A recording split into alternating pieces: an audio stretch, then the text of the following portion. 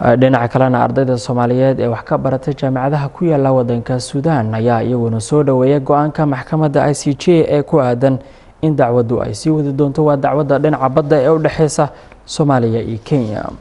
Wariyayna Yuusuf Macalin Maxamed ayaa warbixintan soo diray. qaar ka mid ah ardayda Soomaaliyeed ee wax ka barata dalka Suudaan ayaa soo dhaweeyay go'aanka ay gaartay maxkamadda caalamiga ah ee ICJ. aqoonyahanada warbaahinta qaranka la hadlay ayaa tilmaamay inay tahay guul u soo yeetay shacabka Soomaaliyeed waxaana ka mid ah hadaladoodii. aniga oo ku hadlahay magacayga Cabdiwali Xasan Xuseen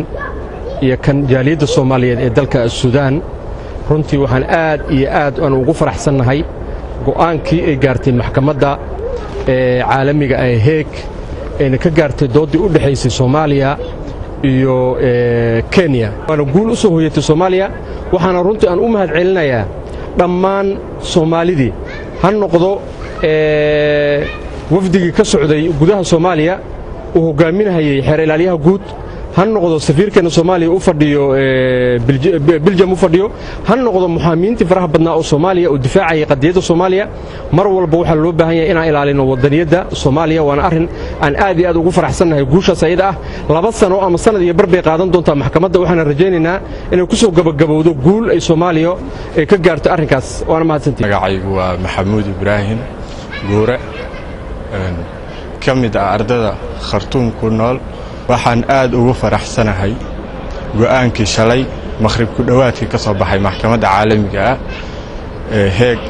kaasoo u ahaa go'aan taariikhi ah ama guul taariikhi ah u ahaa ummadda Soomaaliyeed dhammaantood waxaan wada ogsoonahay badda Soomaaliyeed inay ku jirtay muran muddo dheer soo jiitamayay kaasoo u baahnaa dawlad ama maamul ama nidaam dhexgala oo nidaamkaas uu ka keeno guul miro dhala una soo afjaro khilaafka dheer soo jiitamayay waxaana moodaa shalay go'aankii ka soo baxay maxkamadda caalamiga ee Hague inuu ahaa mid u shaqeynaya dhanka Soomaalida waxa ku hambalyeynaya marka hore ummadda Soomaaliyeed oo dhan waxaana u hambalyeynaya si gaar ah xukuumaddii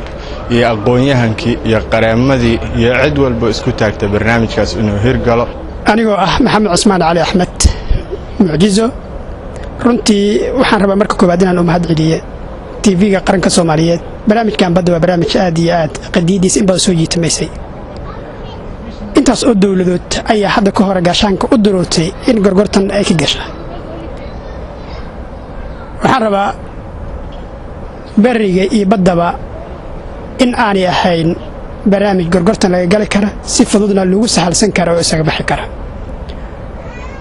waxaan aad iyo aad u soo dhaweynaynaa haddaanu nahay dadyooga Soomaalida ee halkan wax ka barta go'aankii maxkamadda ay ku aqbashay barnaamijkan inay iyada la wareegto waxaan rajaynaynaa oo aan ku rajo weynahay runtii qareennada Soomaaliyeed ee u muujiyay Soomaaliya dadnimadii rasmiga ahayd ee mar walbana lagu tuhunsanaa oo si rasmi ugu soo baxay waxaan leenahay aad iyo aad ayaad ugu mahadsantihiin barnaamijka sida quruxda badan aad u gasheen ma hadda idinka gaarto